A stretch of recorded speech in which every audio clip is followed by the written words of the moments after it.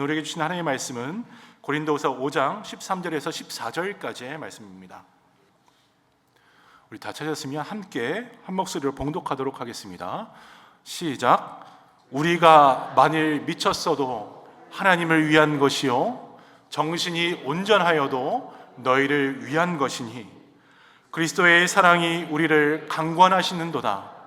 우리가 생각하건대 한 사람이 모든 사람을 대신하여 죽었은즉 모든 사람이 죽은 것이라. 아멘. 사랑이 척도가 되는 교회라는 제목으로 오늘 주신 하나님의 말씀 함께 나누려고 합니다. 우리 먼저 옆에 계신 성도님들과 성령 안에서 이렇게 축복하면서 인사하겠습니다. 주님의 사랑이 성도님의 삶을 강권하기를 바랍니다. 주님의 사랑이 성도님의 삶을 강권하기를 바랍니다. 주님의 사랑이 우리 성도님들의 삶을 강권하기를 바랍니다. 어느 주일날 아침 한 남자가 침대에서 이불을 머리끝까지 뒤집어 쓴 채 나올 생각을 하지 않았습니다. 답답했던 아내가 방으로 들어와 소리를 칩니다. 여보, 벌써 몇 시인데 아직도 이러고 있어. 빨리 일어나서 교회 가야지. 그러자 남편이 이불 속에서 웅얼웅얼 거리기 시작합니다. 나 오늘 교회 안 갈래. 사람들이 나한테 상처만 주고 내 말은 들어주지도 않고 가봤자 나를 반겨주지도 않아. 내가 오늘 꼭 교회 가야만 하는 이유 3가지만 대봐. 못 되면 여보 나 안 갈 거야. 그러자 아내가 허리에 손을 얹고 기가 막힌다는 듯이 단호하게 말합니다. 여보 잘 들어. 첫 번째, 오늘은 거룩한 주일이니까 당연히 예배드리러 가야지. 두 번째, 당신 나이가 벌써 몇인데 아직도 어린아이처럼 철없이 구는 거야. 세 번째, 당신이 우리 교회 담임 목사잖아. 빨리 일어나. 여러분, 목사도 가끔은 교회가 가기 싫을 때가 있다는 이야기입니다. 그런데 이 웃음 뒤에는요 씁쓸한 진실이 숨겨져 있습니다. 실제로 얼마나 많은 영혼들이 교회와 사람들에게 상처받았다는 단 하나의 이유로 예배당의 문턱을 넘지 못하는 것입니까? 요즘 우리 주변을 보면 이른바 가난한 성도들이 참 많이 있습니다.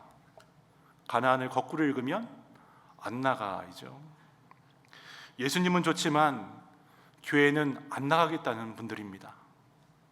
예수님은 구원자이시니 믿고 따르겠지만 그곳에 보이는 교인들은 다 죄인 같으니 함께하기 싫다는 분들 말입니다. 우리가 살고 있는 이 애틀랜타 이민사회 안에서도 약 300여 개 이상의 교회가 있고 목사만 400여 명 있다고 합니다. 전도사님들의 수까지 더하면 아마 어마어마한 수의 사역자들이 이곳에 함께 존재하고 있습니다. 그러나 솔직히 좁고도 치열한 바닥에서 서로 상처받고 지쳐서 내 종교는 기독교지만 교회는 다니지 않겠습니다 선언하신 분들 우리 너무나 쉽게 만나곤 하지 않습니까? 왜 이런 가슴 아픈 일들이 일어날까요? 교회의 건물이 작고 예산이 부족하거나 프로그램이 세련되지 못해서일까요? 아닙니다. 교회를 교회 되게 하는 진짜 본질인 주님의 사랑이 어느새 우리 가운데 메말라 버렸기 때문입니다. 앞으로 몇 주간 우리는 왜 교회가 이 세상에서 유일한 소망이 되고 주님 부르신 참 좋은 곳인지를 함께 말씀을 통해 확인해 갈 것입니다. 그 첫 번째로 우리 비전교회의 참된 척도는 하나님의 사랑이란 것을 오늘 말씀을 통해 깨닫는 은혜가 우리 가운데 임하게 되기를 간절히 바랍니다. 오늘 우리가 읽은 본문에 배경되는 고린도 교회, 겉으로 보기에는 모든 교회가 부러워할 만한 풍요로움을 자랑했던 교회였습니다. 사도 바울 역시 고린도전서 1장 5절과 7절에 이렇게 기록하고 있습니다. 이는 너희가 그 안에서 모든 일, 곧 모든 언변과 모든 지식의 풍족함으로 너희가 모든 은사에 부족함이 없이 우리 주 예수 그리스도의 나타나심을 기다림이라. 그렇습니다.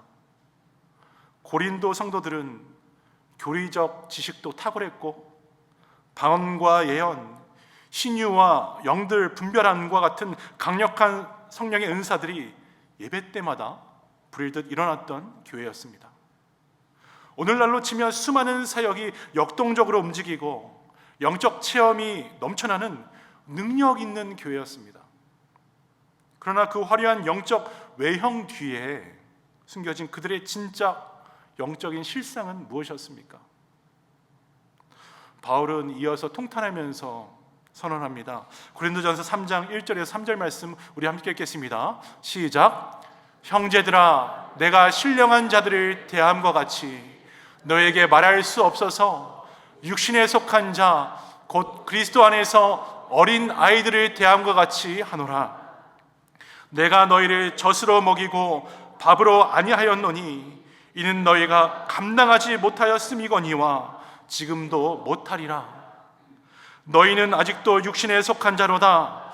너희 가운데 시기와 분쟁이 있으니 어찌 육신에 속하여 사람을 따라 행함이 아니리요. 이 얼마나 충격적인 평가입니까? 은사가 넘치고 성경 지식이 탁월했습니다. 하지만 정작 사도 바울의 눈에 비친 그들의 모습은 육신의 정욕대로 다투고 시기하고 있던 젖먹이 어린아이에 불과했습니다. 왜 그렇습니까? 그들 안에 성령님의 열매인 사랑이 없었기 때문입니다. 은사가 있었습니다. 하지만 그 은사 뒤에 자기 자랑만 남았습니다. 지식이 뛰어났습니다.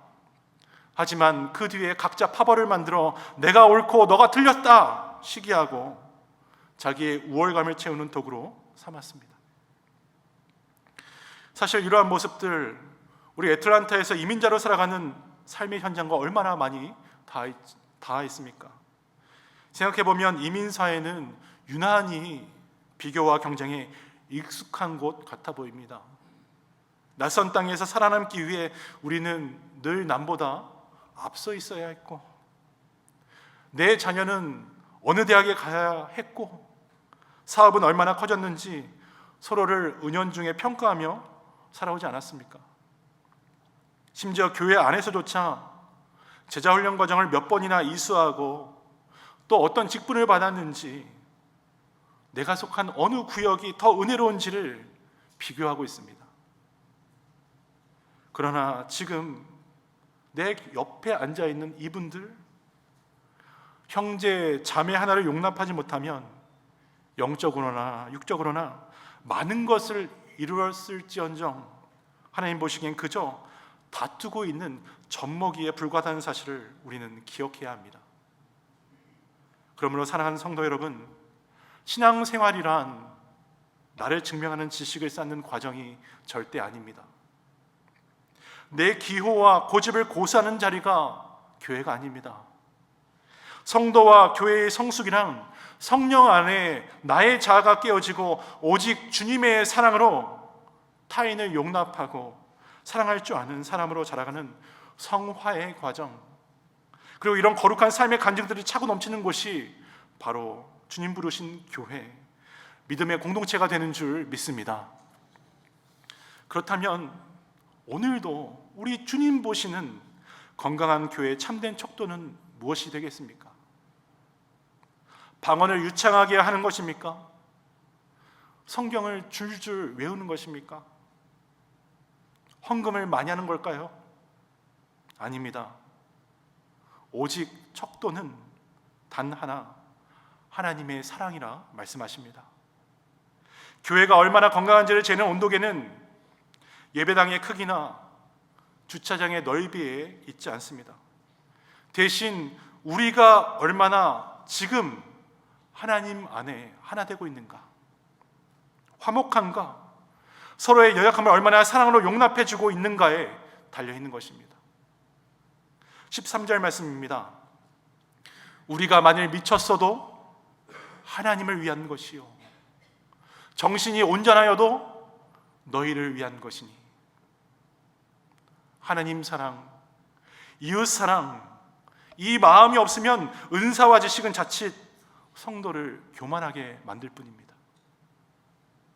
내가 가진 지식으로 남을 정죄하고 내가 가진 은사로 남을 쉽게 무시합니다.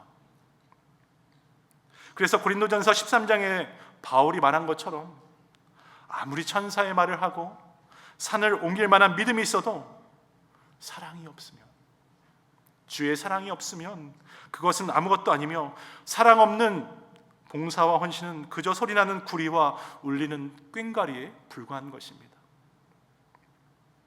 그리고 주님은 이러한 사랑이란 추상적인 것이 아니라 합니다. 사랑은 실제적인 것입니다. 성경도 구체적으로 말하고 있습니다. 사랑은 오래 참고, 사랑은 온유하며, 사랑은 시기하지 아니하며, 사랑은 자랑하지 아니하며, 교만하지 아니하며, 무례히 행하지 아니하며, 자기의 유익을 구하지 아니하며, 사랑은 성내지 아니하며, 악한 것을 생각하지 아니하며, 모든 것을 참으며, 모든 것을 믿으며, 모든 것을 바라며, 사랑은 모든 것을 견디는 것이라. 여러분, 이 말씀 앞에 하나님의 부르심 받은 우리 자신을, 우리 가정을 비춰보아야 합니다. 나는 정말 오래 참는 성도인 것입니까? 정말 내 유익만을 구하지 않으며 악한 것을 마음에 담아두지 않으며 견디며 사랑을 나눠주는 하나님의 사람인 것입니까? 예수님께서는 이 사랑을 교회의 정체성 그 자체로 딱 못 박아 두셨습니다. 요한복음 13장 34절 35절 말씀 우리 함께 읽겠습니다. 시작. 새 계명을 너희에게 주노니 서로 사랑하라. 내가 너희를 사랑한 것 같이 너희도 서로 사랑하라. 너희가 서로 사랑하면 이로써 모든 사람이 너희가 내 제자인 줄 알리라. 아멘. 세상 사람들이 교회와 성도인 저와 여러분을 보고 예수님의 참 제자인 줄 알아보는 척도는, 다시 한번 말씀드리지만, 우리의 신학 지식이나 예배당의 규모, 프로그램의 화려함이 아닙니다. 오직 서로 사랑하고 있는가.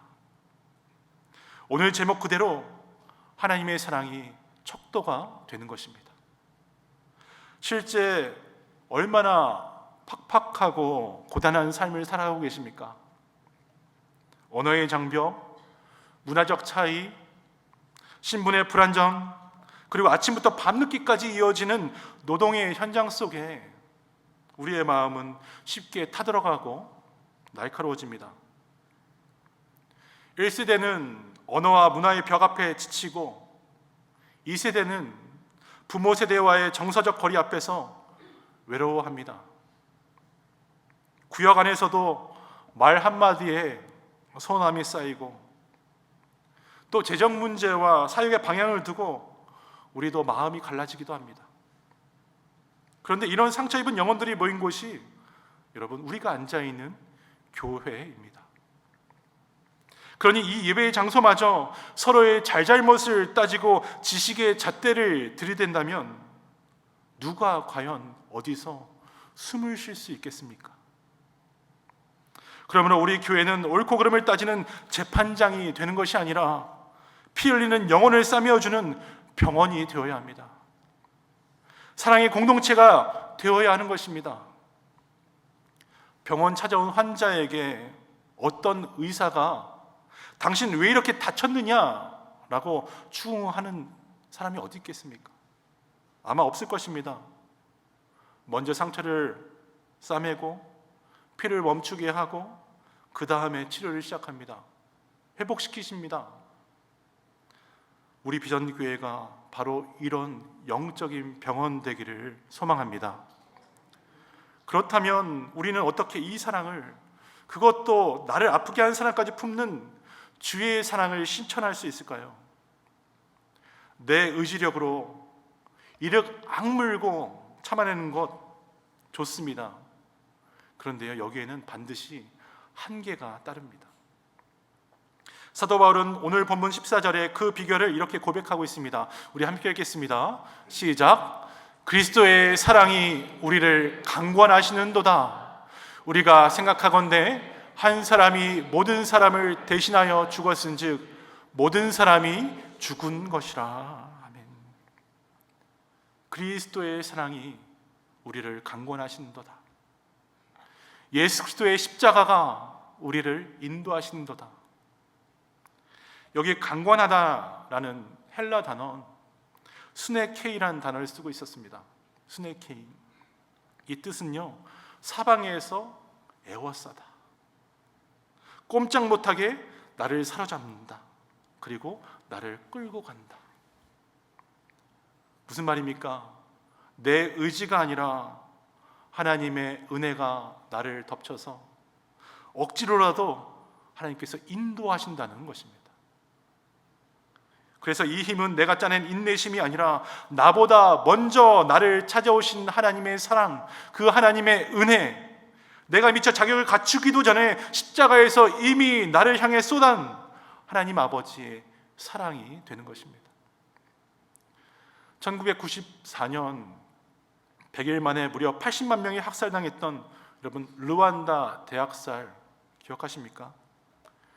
당시 22살이었던 이마클레 일리바 기자라는 여성이 있습니다. 이 여인은 이웃집의 좁은 화장실에 91일간 숨어서 기적적으로 목숨을 건져내었던 사람이었습니다. 하지만 그녀가 밖으로 나오자 어떤 상황을 맞이하게 되었을까요? 그녀의 부모님과 오빠, 남동생까지 평소 이웃이라 부르던 저 사람들의 손에 참혹한 살해를 당한 것입니다. 마음에 살인자들을 향한 증오와 분노로 불타올랐습니다. 매일 주님 가르쳐 주신 주기도문을 외우고 또 외웠습니다. 우리가 우리에게 죄 지은 자를 사하여 준 것 같이. 근데 이 구절에서 숨이 막혀 기도를 멈출 수밖에 없다 했습니다. 하나님, 제가 저 악마들을 어떻게 용서하겠습니까? 저는 못합니다. 아니, 안 하렵니다. 매일 밤 일을 가면서 괴로워하던 어느 날 주님의 세미한 음성이 이 여인에게 들리기 시작합니다. 이마클레야, 이마클레야, 너 마음속의 증오 다 안다. 그런데 그 증오가 너의 인생을 망칠 뿐이다. 너를 먼저 죽일 뿐이다. 그들 역시 마귀에게 속은 불쌍한 내 자녀들 아니겠냐. 너의 증오를 나에게 넘겨다오. 자신의 힘으로 털끝만큼도 용서할 수 없었지만 십자가에 흘리신 주님의 그 사랑이 들리기 시작하니 완고한 마음을 성령께서 강권으로 덮어주셨습니다. 전쟁이 끝난 후에 이마클레는 감옥으로 찾아갑니다. 철장 너머에는 자신의 가족을 무참히 살해했던 우두머리 펠리시행이라는 사람이 앉아 있었습니다. 그 교도소장은 이 여인이 그 사람에게 욕을 하거나 침이라도 뱉을 줄 알았습니다. 그러나 이미 주의 사랑에 강권당한 이마클레는 철장 너머로 손을 뻗으면서 이렇게 말했습니다. 내가 당신을 용서합니다. 사랑의 하나님께서 당신을 용서했기 때문입니다. 이 이야기를 듣고 오히려 교도소장 이렇게 외칩니다. 아니, 어떻게 저런 악마 같은 사람을 용서한단 말입니까? 이에 평안히 이 여인은 대답합니다. 내게 남은 것은 하나님의 은혜, 내게 남은 것은 하나님의 사랑뿐입니다. 예수님의 사랑이 내게 증오를 몰아내고 용서를 주셨습니다. 그러니 오늘 저는 저 사람을 용서합니다. 사랑하는 성도 여러분, 이 여인이 감당했던 증오의 무게에 비하면 우리가 서로에게 품고 있는 서운함과 오해는 사실 얼마나 작은 것입니까? 그런데도 우리는 그 작은 상처 하나를 붙들고 몇 년씩 마음의 문을 닫아버리지는 않습니까?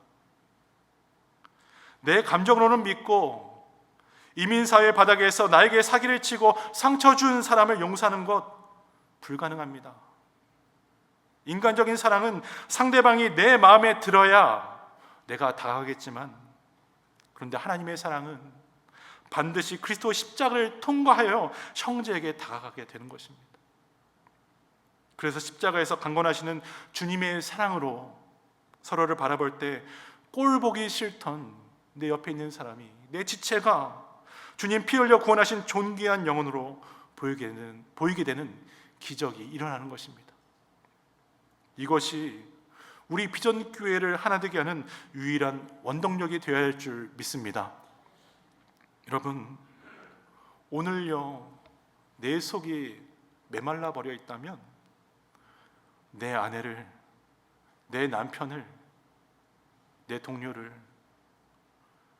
내 옆에 있는 지체를 사랑할 수가 없습니다. 주님, 이민 생활의 고단함에 지쳐 내 마음이 사막처럼 굳어져 버렸네요. 오늘도 나와 내 가정을 강권하시는 사랑으로 먼저 적셔주시옵소서. 이 기도가 우리 교회의 기도 되기를 원합니다. 그리고 실제 은혜로 우리 각 사람, 여러분의 가정을 만져주기를 축복합니다. 말씀을 맺겠습니다. 자랑할 만한 지식과 은사가 넘쳤으나 사랑이 없어 육신에 속한 젖먹이 신앙에 머물렀던 고린도 교회의 비극이 오늘 우리 비전교회 이야기가 되어서는 절대 안 되겠습니다.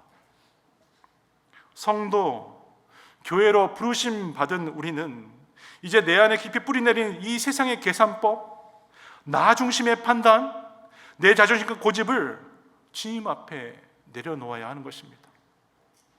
지금 이 시간도 교회에 성도들에게 실망하고 떠나간 수많은 가나안 성도들이 우리가 밟고 있는 이 둘루스 지역, 애틀란타 곳곳에 기다리고 있습니다. 그들은 나의 연약함과 나의 실패, 이민삶에 찌든 일상마저도 있는 그대로 품어주는 진짜 아버지의 집, 진짜 공동체, 진짜 교회를 찾고 있습니다.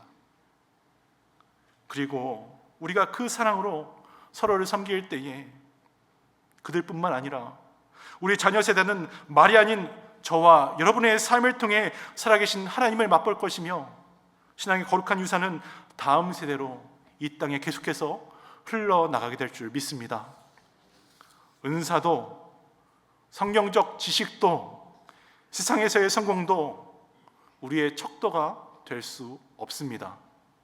오직 십자가의 사랑, 주님의 사랑만이 우리 교회의 유일한 척도가 됩니다. 2026년 어느새 하반기를 맞이하고 있습니다. 8월 둘째 주입니다. 우리를 살리신 그 한량없는 사랑에 깊이 사로잡혀 이 땅에 죽어가는 영혼들을 살리고 상처받은 심령을 치유해가는 진정한 주님 찾으시는 공동체, 주님 찾으시는 사랑의 척도가 되는 우리 비전교회로 우뚝 서가게 되기를 주님의 이름으로 간절히 축원합니다. 오늘 말씀 기억하면서 주님의 사랑 찬양하기 원합니다. 그 사랑 함께 찬양하시겠습니다.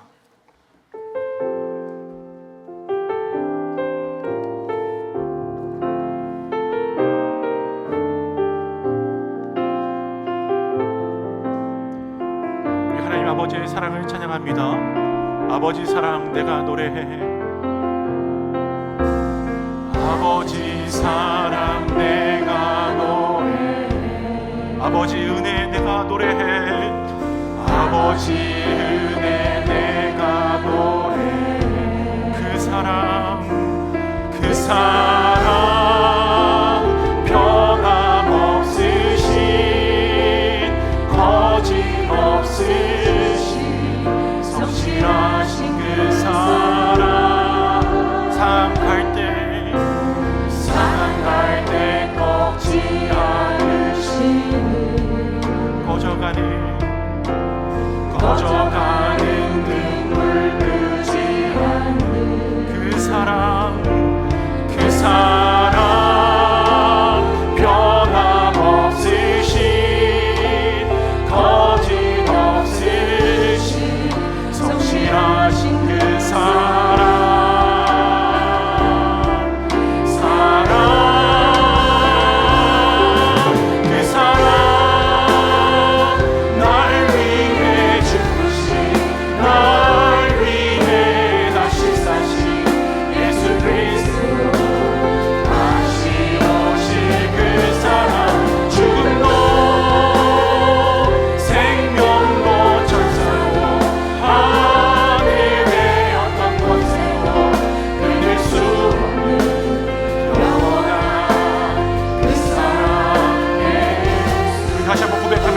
아버지 사랑, 아버지 사랑 내가 노래해. 아버지 은혜, 아버지 은혜 내가 노래해.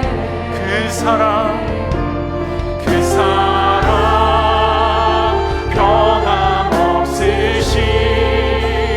거짓없으신 성실하신 그 사랑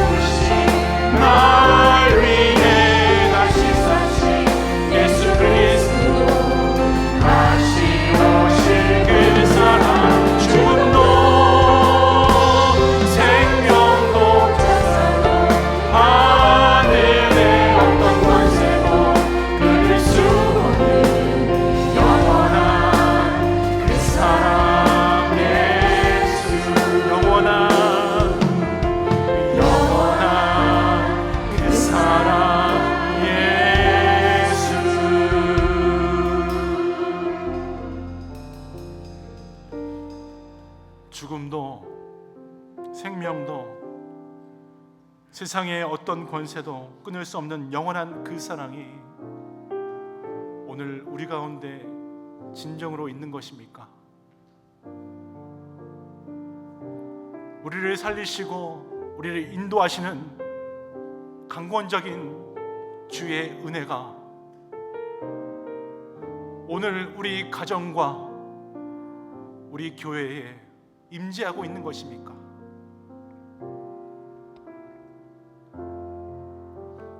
사랑하는 여러분, 우리의 힘으로는, 우리의 인내로는 옆에 있는 내 남편도, 내 아내도, 내 자녀도, 내 지체들도 품을 수가 없더라고요. 그러나 바로 나를 위해 죽으시고 나를 위해 다시 사신 예수 그리스도의 사랑이 우리 가운데 있을 때 우리 안에 묶여있던 미움과 시기의 사슬은 끊어지고 네 옆에 있는 사람들을 사랑으로 품을 수가 있게 됩니다. 하나님은 신실하십니다. 하나님은 오늘도 그 사랑으로 우리를 부르고 계십니다. 오늘 말씀 앞에 우리 자신을 정직하게 올려드리면서 이렇게 기도하면 좋겠습니다. 하나님, 이민의 치열함 속에 나도 모르게 굳어져 버린 마음이 있습니다. 누군가를 향한 서운함과 미움, 세상의 잣대로 판단했던 어린아이와 같은 신앙이 있습니다. 하나님, 이것들을 주님 앞에 내려놓습니다.